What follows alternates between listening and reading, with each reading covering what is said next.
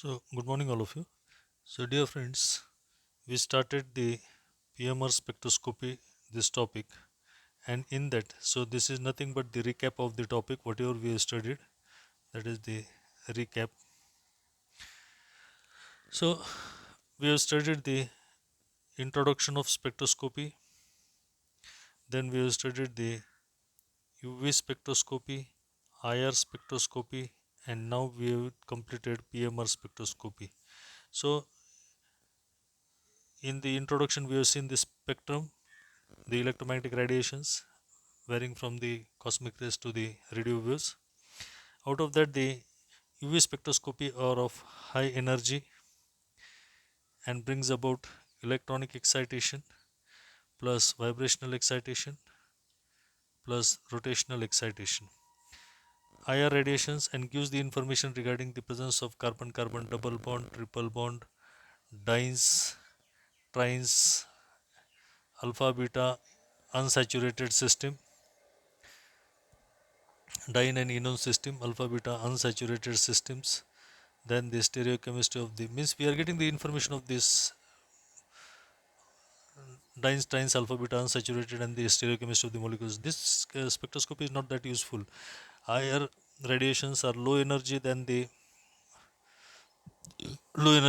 than the UV radiations and brings about only vibrational and rotational excitations. We have seen the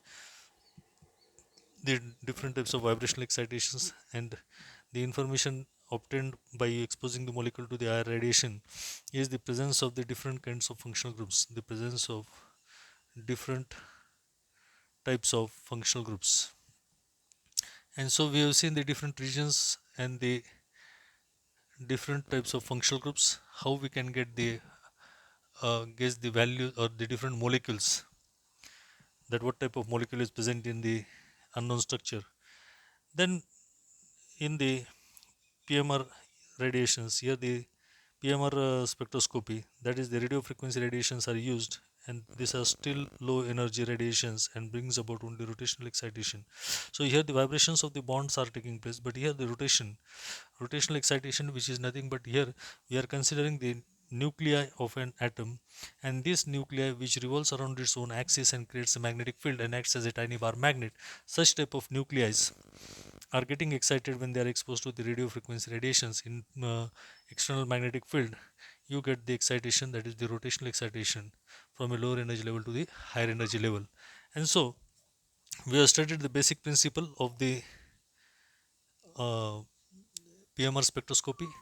We have decided what are the different types of magnetic and non-magnetic nuclei, magnetic or non-magnetic nuclei, and the non-magnetic nuclei are not useful. Only the magnetic nucleus, which are having the uh, spin quantum number I greater than 0, and so the magnetic nuclei that having the large abundance in the nature, that is H11 has been considered for our studies, which when kept in an external magnetic field undergoes the two different types of orientations, either parallel or anti-parallel to the applied magnetic field. And then we have seen the precisional frequency, means the tendency of a nuclei to revolve around its own axis. It creates a that is in a precision orbit around it, and so depending upon the type of electron density around the proton, the precisional frequency will go on changing. Then we have seen the instrumentation of the pmr spectral PMR spectroscopy, that is the instrument spectrophotometer, in which a powerful electromagnet which creates a very strong homogeneous magnetic field around 14,000 Gauss has been taken into consideration. Then what are the number of PMR signals, how many number of PMR signals are obtained, that we are seen for the different kinds of molecules. And so magnetically and chemically, the if the chemically equivalent protons are there, they will give you only same one signal, and the chemically different kinds of proton gives you different signals. Then we have seen the position of NMR signal, and in the position of NMR signal we have considered position of NMR signal, and in the position of NMR signal we have considered the 2 points, that is the shielding and de-shielding effect. And this shielding and de-shielding effect is nothing but the as the nuclei is revolving around its own axis and creates a magnetic field. In the same way, when the nucleus is kept in an external magnetic field, it also uh, forces the electrons to rotate around the nucleus, and this circulating electrons creates a secondary induced magnetic field which aligns parallel to the applied magnetic field, or aligns anti-parallel to the applied magnetic field. When it aligns anti-parallel to the applied magnetic field, it brings about the shielding, and when it aligns parallel to the applied magnetic field, it creates the shielding effect of the nuclei. And so, on the basis of that, we have seen that when the electron density around the protons is more, electron density is more, it brings about shielding, and less electron density around the proton brings about the less electron density around the protons brings about the de-shielding effect. Then we have seen the chemical shift value. What is the chemical shift value? How it is considered? And so, what is the standard compound that is means that is the peak position in the spectrum with respect to some standard? And the choice of the standard is being done where we are used TMS, which is nothing but tetramethylsilane, and tetramethylsilane is used as an internal standard, as it is inert in nature, it is volatile in nature, and all the methyl groups are equivalent in nature, equivalent, and so gives a strong signal at 0 del parts per million. And so it is and all the other protons of the different molecules absorbs to the downfield of the TMS, and so TMS is used as an internal standard as it is inert in nature.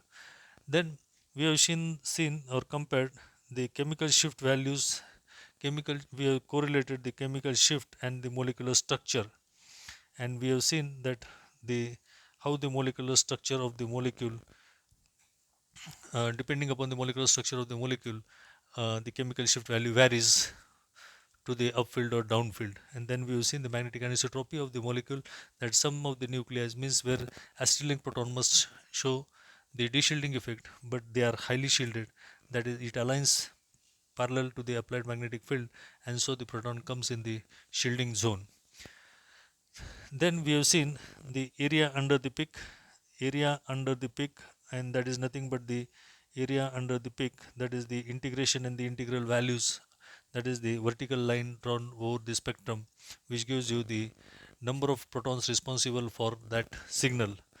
And then we have seen the splitting of the PMR signal, and in the splitting of this signal, the splitting of the signal takes place due to the spin-spin coupling, the spin-spin coupling, and that is the spin state of the one nuclei is being affected by the spin state of the neighboring nuclei, and that gives you the spin-spin coupling.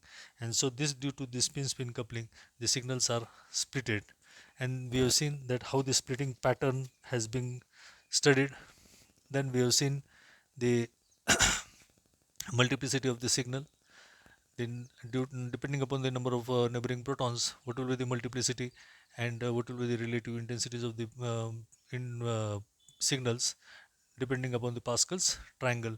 And so, depending upon the number of neighboring protons, we get the different types of multiplets, that is singlet, doublet, triplet, quartet, quintet, quintet, sextet, and septet.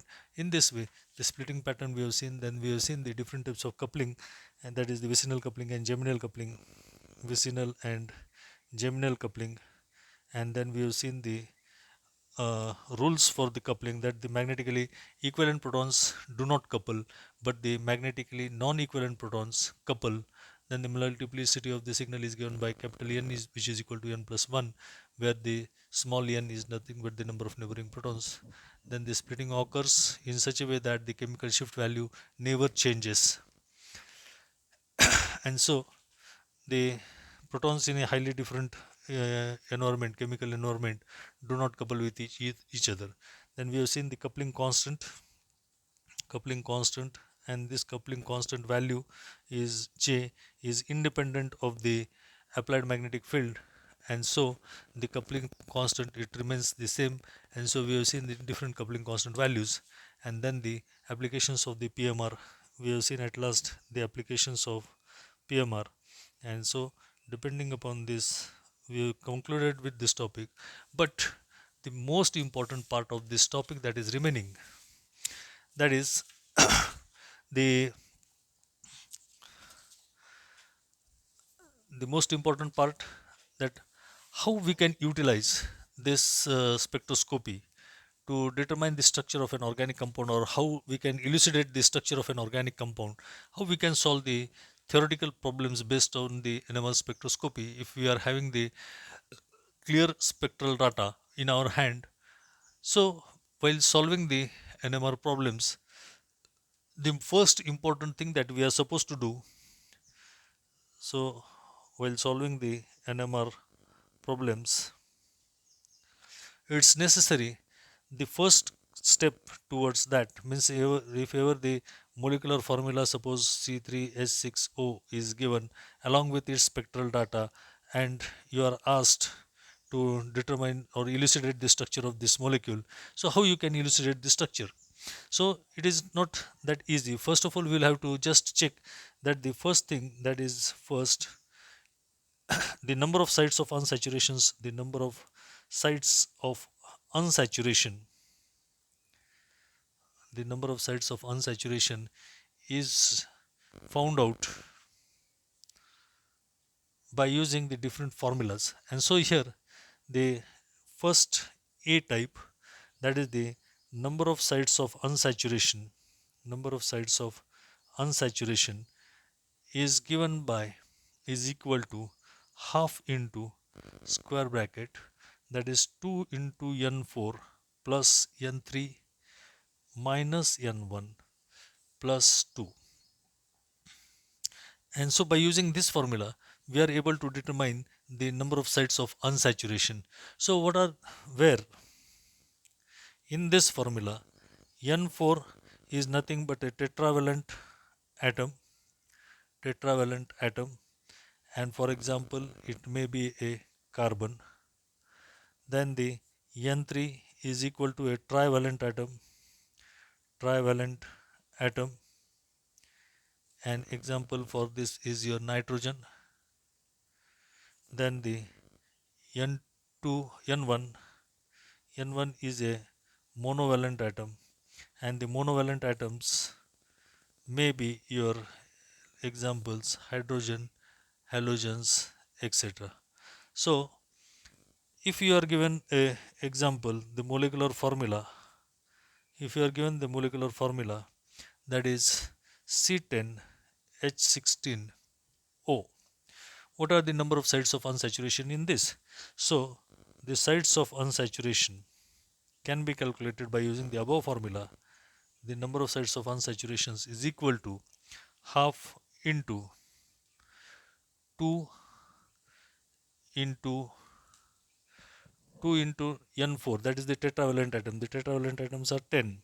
2 into 10 plus your n3 is 0 minus n1. N1 is the 16 atoms plus 2.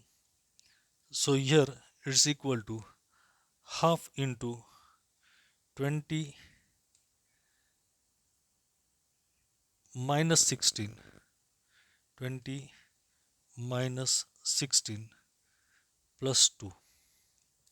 20 minus 16 plus 2. So here it is equal to half into 4 plus 2, that is equal to half into 6, that is equal to 3. And so the three sites of unsaturations are there in this molecule. The another method second, that is make the following changes in the formula. Make the following changes in the formula. So you can use any one of the formula, the method 1, method 2. So this is your method 1, or A, it is your one method, the method second. So we can use any method for determining the unsaturations of the molecule. And so the first we have seen, then the second one, that is for each oxygen or sulfur atom is replaced by is replaced by CH2. Means in a given molecular formula, that is C10H16O, if you are having oxygen or sulfur as an atom, it is to be replaced by the CH2 group. So there is oxygen, we will have to replace it by CH2. Second, for each nitrogen atom is replaced by CH. Third, for halogen each halogen atom is replaced by H. And so example here we have considered, that is C10H16O, and the unsaturation found is 3. So we will just see this. So the molecular formula is C10H16O. So replace O by CH2. So it's equal to C11H18. But the saturated hydrocarbon hydrocarbon has general formula CnH2n plus 2. And so if you substitute, therefore C11 H2 into 11 plus 2, so it must be equal to C11 H24 means there must be 24 hydrogen atoms, as there are 6 hydrogen atoms less. It means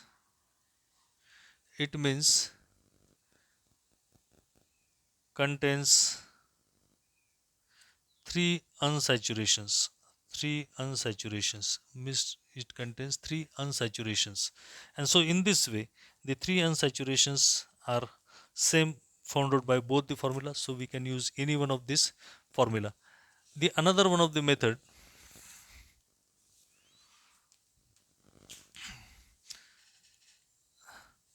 that is the formula, third type, that is x plus 1 minus y by 2, where x is equal to carbon, y is equal to number of hydrogens.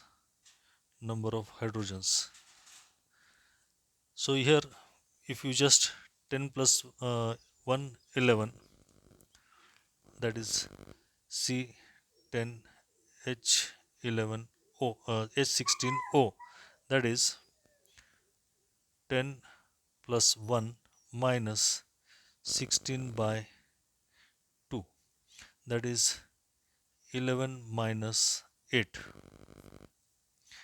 11 minus 8 is equal to 3.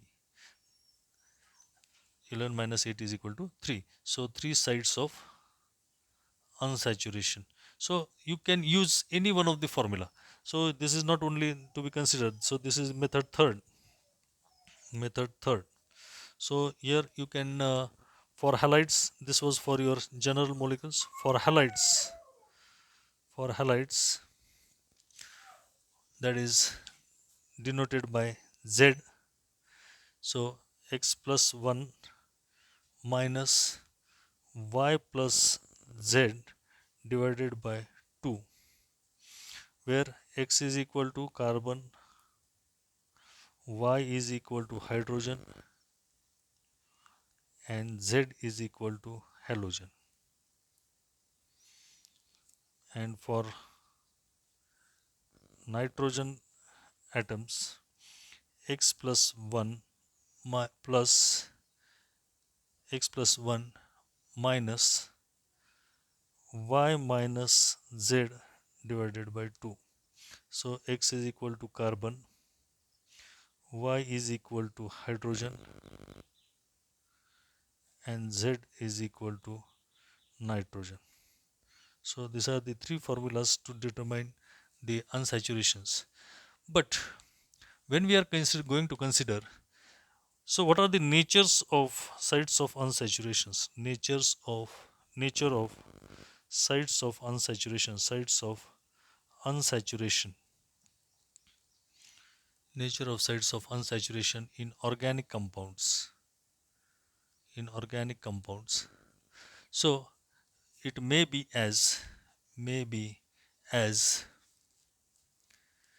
so here the A, one carbon carbon double bond, one carbon oxygen double bond, one carbon sulfur double bond, one carbon nitrogen double bond. So here this bond indicates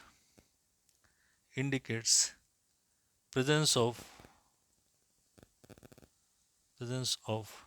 one site of unsaturation, one site of unsaturation.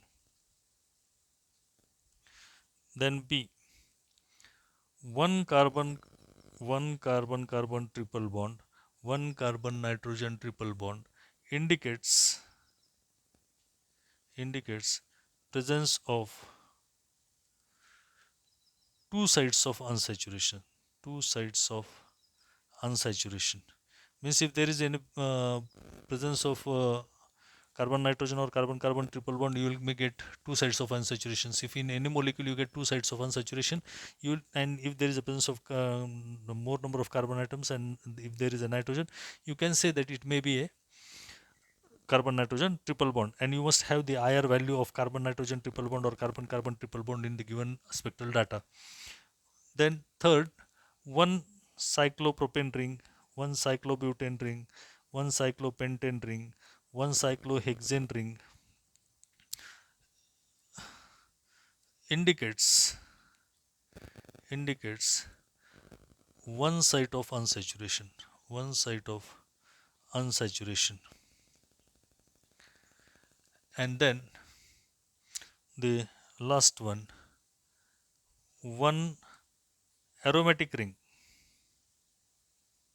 one phenyl ring indicates